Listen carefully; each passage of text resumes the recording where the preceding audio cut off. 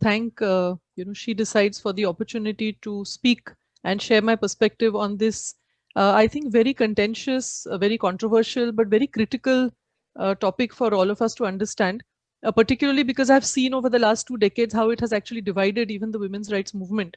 And so I'm going to take the opportunity to uh, unpack a few of the key issues. The image that I'm sharing in the very first slide, some of you may be familiar with the book. If you aren't, and if you're interested in the issue, I would strongly recommend reading it. It was written somewhere in the mid 1980s and it has recently gone into reprint. As you can see from the title, it's called May You Be the Mother of 100 Sons. And to me, that actually symbolizes everything about the sex selective abortions that I'm going to talk about. This is a blessing that is very commonly given among the Hindus for a young bride when she's married. So you can see right away what the role of that bride is expected to be in her new family. So with that in the background, let me just start. As we all know, unsafe abortions still continue to contribute to a large number of maternal deaths. In fact, unsafe abortion continues to remain in the top 5 causes of maternal mortality. And this chart is maybe from 2008. Figures may have changed a little bit, but not too much more. I just want to point out that the reference for this information is from the WHO document on unsafe abortion. The image which is on top of the slide. The reason I'm showing this is I want to locate our conversation in the context of the fact that women and girls and pregnant persons continue to die from unsafe abortion, even though it is the most preventable or the completely preventable cause of maternal mortality. Because all the other things, like we know, postpartum hemorrhage, obstructed labor, eclampsia, sepsis, you may or may not be able to predict and you may or may not be able to control. But unsafe abortion, you can definitely eliminate by providing safe abortion. Which is why, to me, I think this conversation is a very serious one to have, because the issue of selective abortions has really sort of made us forget the fact that unsafe abortions still continue to kill a lot of pregnant persons globally. And this is a map I always like to show because it gives us a different perspective. We are used to seeing a map where countries are represented by their landmass. But what if we represented them by the maternal mortality rate? And this gives you a huge visual impact of what happens in countries where unsafe abortions are still happening. And I think probably with the exception of India, most of the other countries are the ones where the abortion law is restrictive. And this reminds me of the Guttmacher study they did, I think, in over 160 countries, where they found that the abortion rate was identical in all countries, somewhere like 35 to 37 per 1,000 pregnancies. The only difference was that the countries with a liberal abortion law had more safe abortions. The countries with a restrictive abortion law had more unsafe abortions. So, in the context of selective abortions, when attempts are made to restrict abortions because of the selective process, we are pushing women towards unsafe abortions. And that is what we must always remember. So coming to selective abortion, I'm going to briefly talk about what is it, why does it happen, and how does it relate to safe abortion rights. I will start with sharing about sex selective abortion. It is the desire to have children of a particular sex. And the assumption is most commonly it's going to be a male child in India as well as in many other countries in Asia where this is an issue. And the way it is done is the sex selection can be done pre-conception, which is the male sperm, which contains the X and the Y chromosomes, which actually are the ones which decide the sex of the fetus, can be separated in a laboratory, and you can choose selectively to use only the Y bearing sperm or only the X bearing sperm, depending on whether you want a male or a female fetus.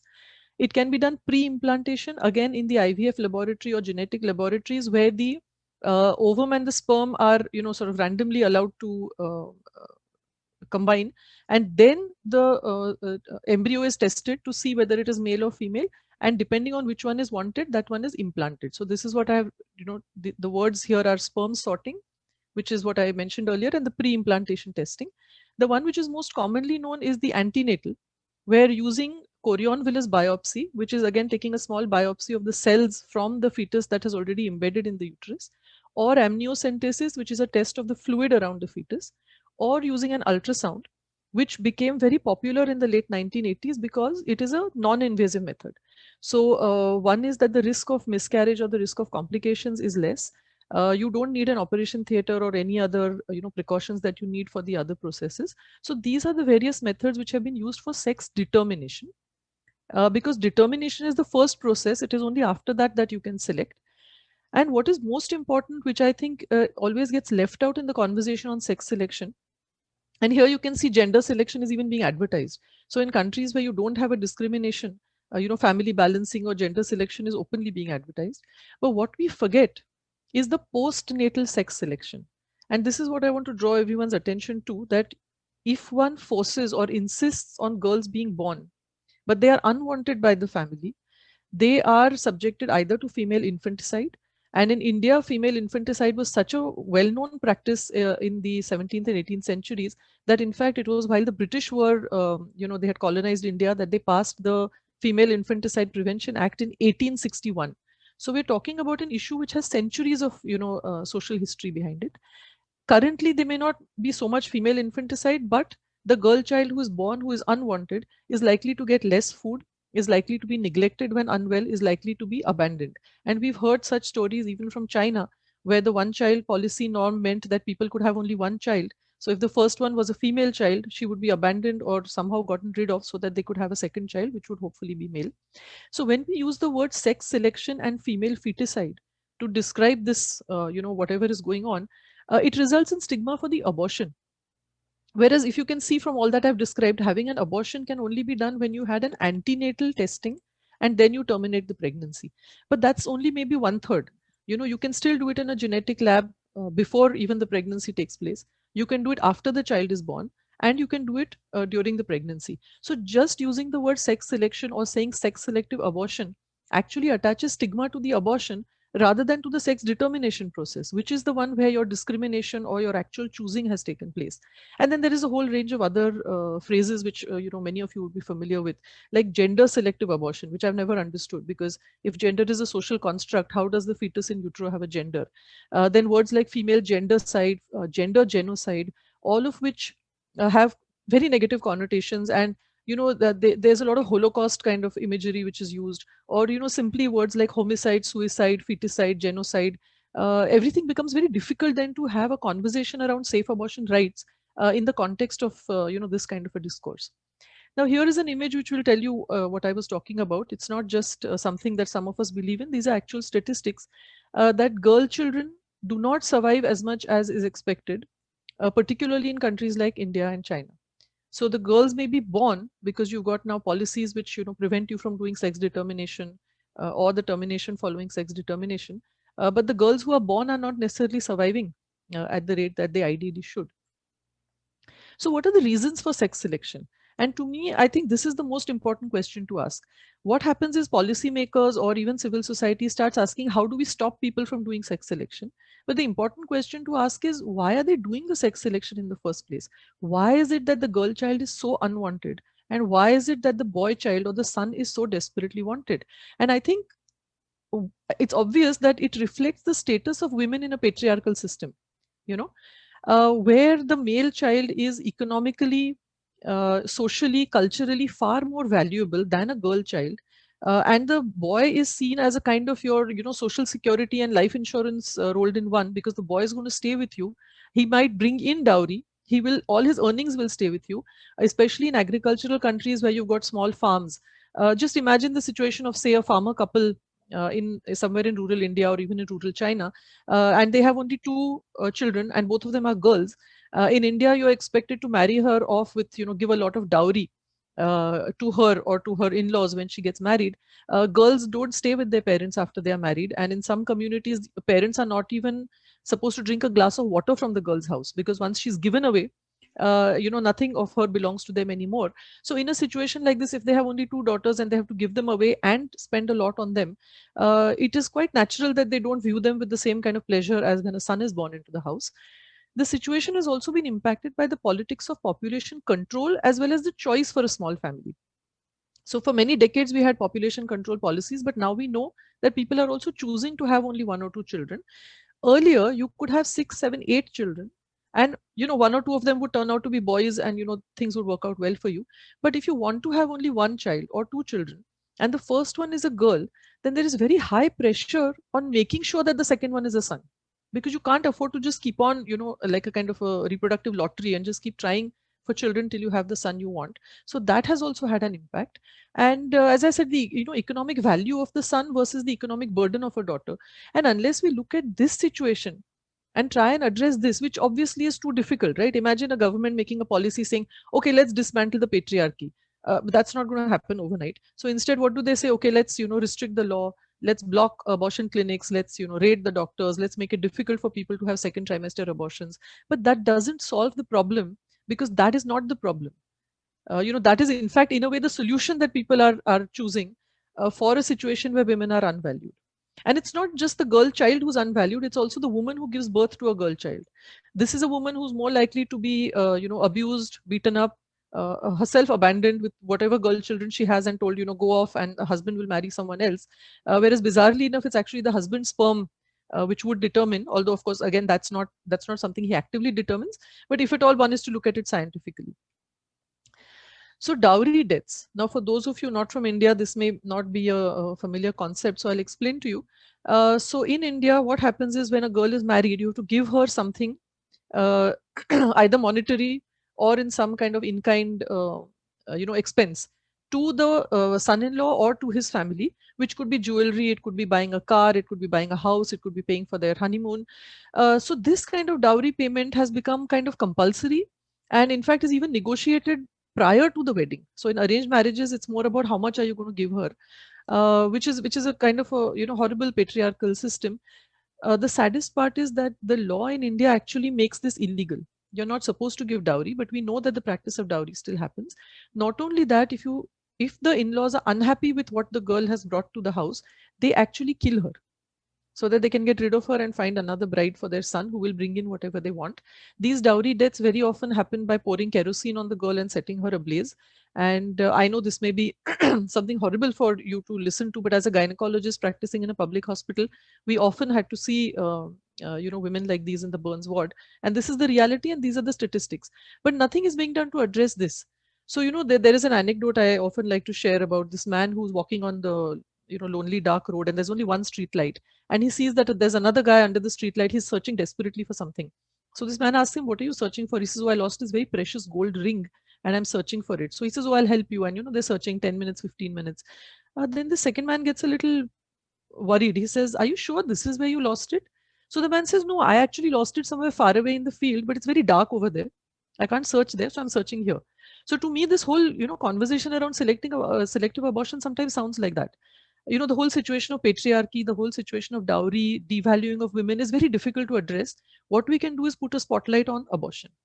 Try and say that abortion is the one which is, causing this, whereas abortion is not the issue. The discrimination is the issue. So here's just a summary slide for those of you who may be interested in seeing it later on in the recording, is that there are a lot of wheels within wheels, a lot of intersections. It's very difficult to solve one thing without, addressing the other. And these are all the issues I've already spoken about, patriarchy, which results in the son preference and daughter unwantedness, and the whole conversation around population control and choice by which people either want or have small families. So what have the responses been from policymakers, from civil society, from the community? One has been the statistical imperative.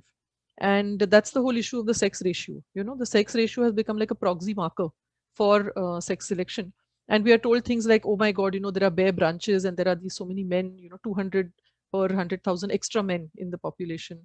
Or we are told that if there aren't as many men as women, then the women are going to get trafficked, the women are going to get raped, as though rape is a numbers game, as though it's not about power, because in a marriage, conventional marriage, you have one man and one woman, but still rape happens and still violence happens. So it's clearly not a numbers game, but that's how it's projected to us. There are cultural justifications, and I'll share an article with you soon. And what has bothered some of us most is the essentialization of women as sexual partners and future mothers. So even this whole rhetoric about why we need more women, when the problem has emerged from the devaluing of women in patriarchy, is again because they should be available as sexual partners and brides and mothers potentially of future sons, I would imagine. And there's also a lot of stereotyping of men. The fact that if there are less women, what are the men going to do? They're going to run amok and rape everyone who's there, which is also a horrible thing to say about men in the first place. And the whole conversation still remains within the heteropatriarchal framework, as though suppose magically you were able to get these extra women, that they're all going to want to marry men, that they're all going to want to marry these men, or that they're going to want to reproduce or anything of the kind. So the whole assumption of maintaining this marriage institution within the heteropatriarchal framework is being thrust upon this so-called unborn girl child or the potential girl child. And I think the biggest damage was done by, conversations like this, where he may have meant well, Nobel laureate and public figure Amartya Sen, who said that India has missing millions. And that became a marker for sex selection. Where the reality is that because it is so stigmatized and difficult to capture, we don't actually have very real data on how many abortions actually take place as a result of sex determination. And I'll come to that a little bit later. Most journal articles that I was able to find don't give a statistic of more than 15% of second trimester abortions being done for this reason, which also means that 85% of second trimester abortions are happening for other reasons.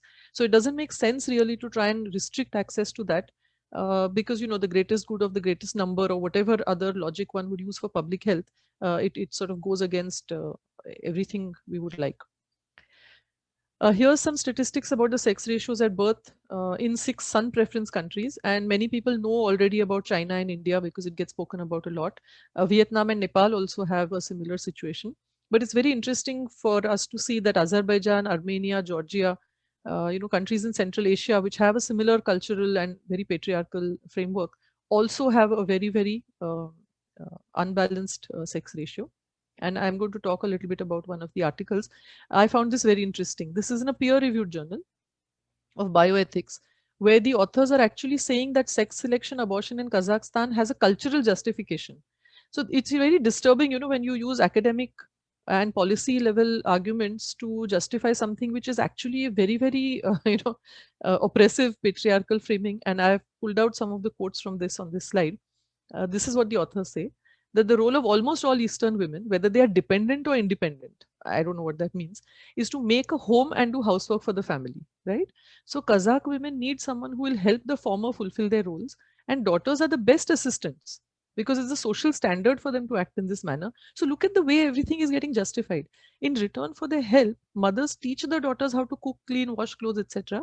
Other tasks which are required to maintain an efficient Kazakh household.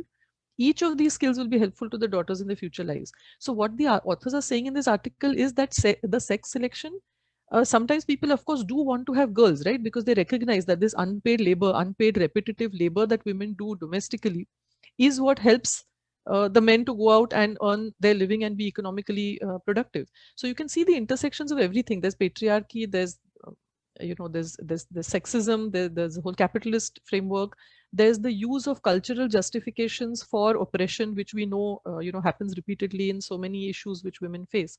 So I found this really fascinating, that academia is also accepting articles which allow these kind of justifications. This is another very disturbing thing I came across recently. This was the UNFPA report that was released in India. And yes, I understand the statistics and the analysis, but to use a phrase like the marriage squeeze is again very disturbing to me, because is that all you want the women for? So again, what you're saying is, here are these women who, let's say women who are choosing not to give birth to a girl child because women recognize their secondary status in society, their oppression, the fact that they will suffer if they give birth to another girl child. Instead, what you're saying is, instead of making their situation better, you're saying, oh no, how can they do that? Let's force them to have girl children because there are these poor boys who are going to have a marriage squeeze. I mean, to me, it's really, very almost dystopian kind of circular reasoning in this issue. And using a phrase like marriage squeeze in this day and age is again, to me, not a very appropriate way to address the issue. And here are some posters, unbelievable but true. This is a poster which has been endorsed by the government. These were the people, our leaders in India at the time. If you break down this poster, it's actually makes me very angry, but makes me laugh at the same time. Like, people, whoever's made this poster genuinely believes this. They're asking you, where would you be if your mother was not allowed to be born, right? So we've reached now the grandmother stage. And it says over here, it's very interesting, this line. It says, no girls means no future. Over here, this last line.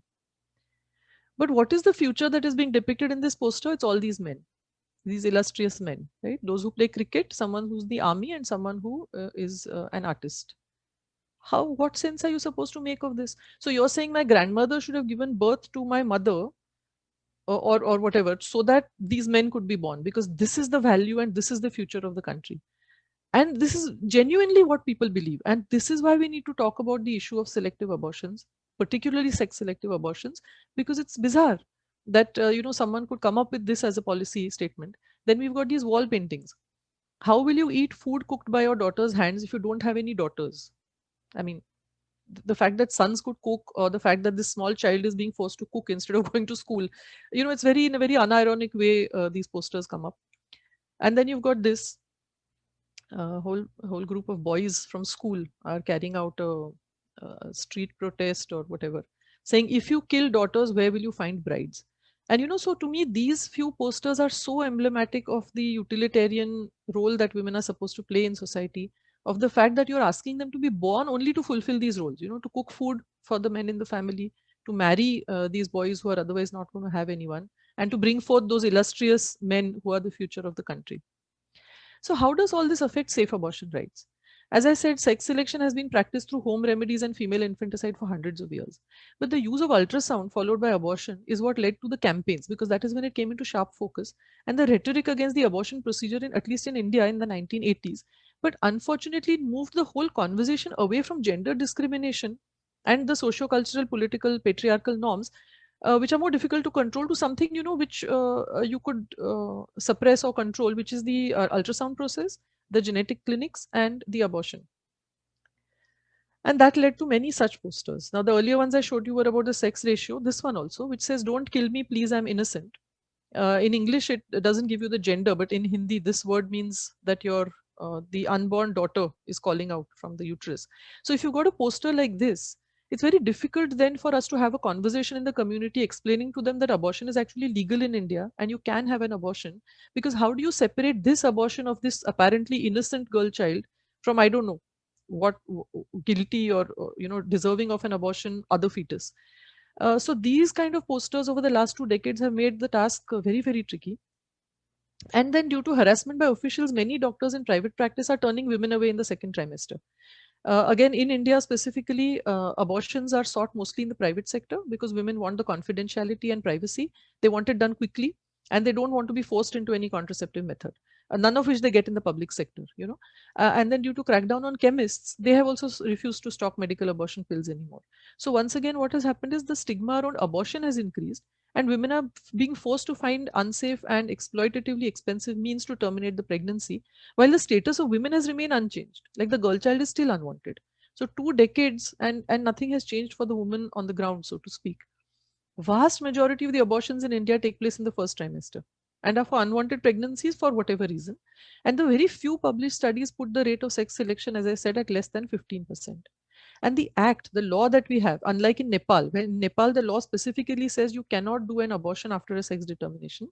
In India, the law says that sex determination is illegal, right?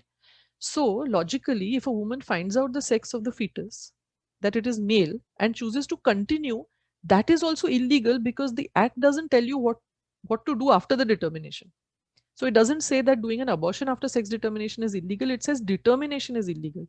So if you determine and choose to continue, because obviously if you find out it's a male fetus, you don't want to have an abortion, that is also sex selection.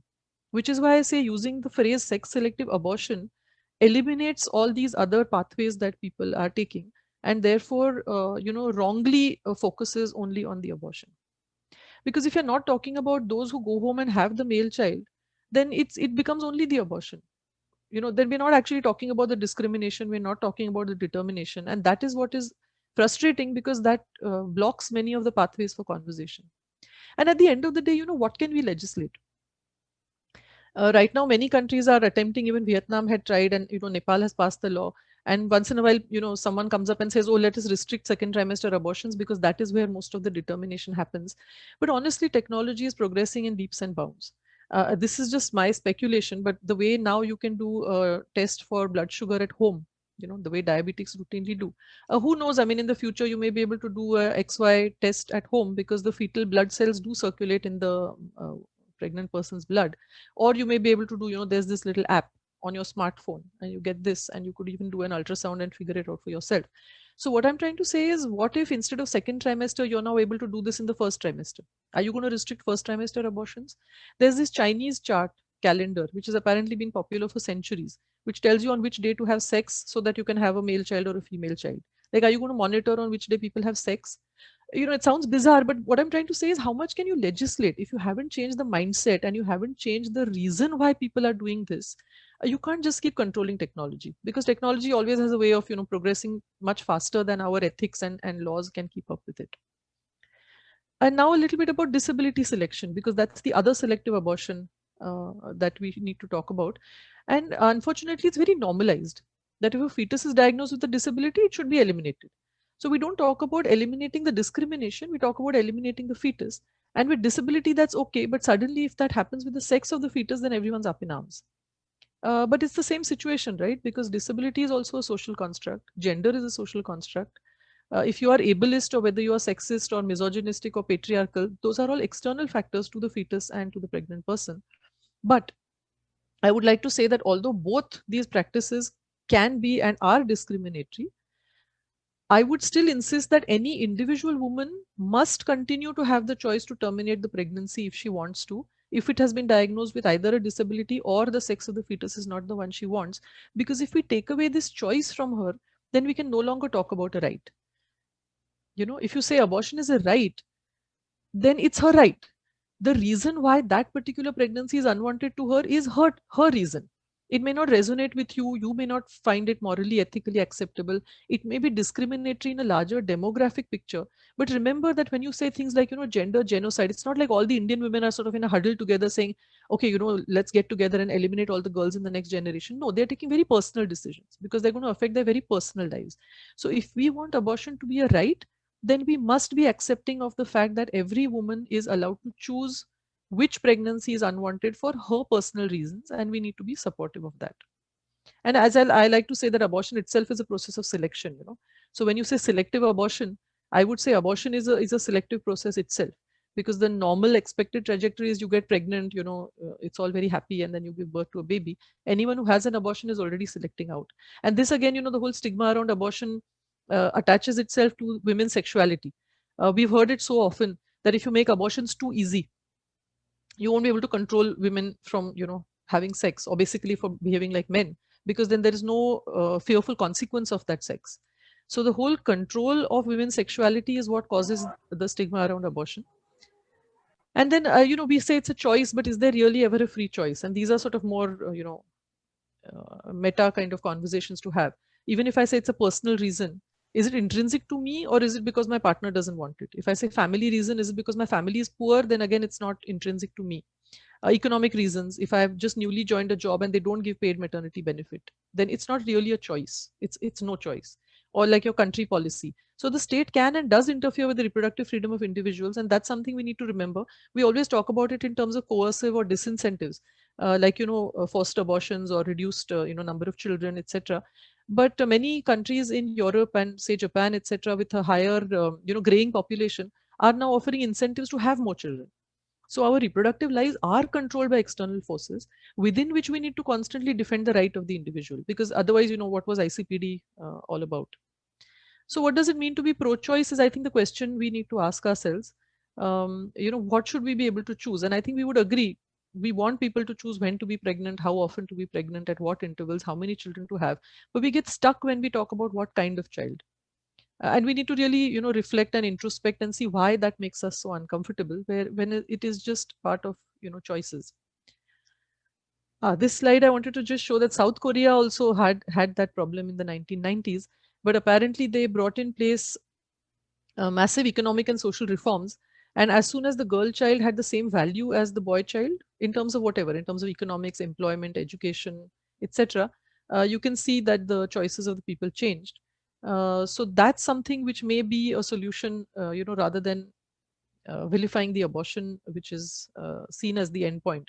Whereas, as I told you, with sex determination, your end point could well be you went home and had a baby boy. And that is also a kind of a choice or a sex selection. So I just want to leave you with a few questions, again, more philosophical questions. Why do we want more women to be born? If it's only to fulfill the patriarchal system, then, that's not a good enough argument for me.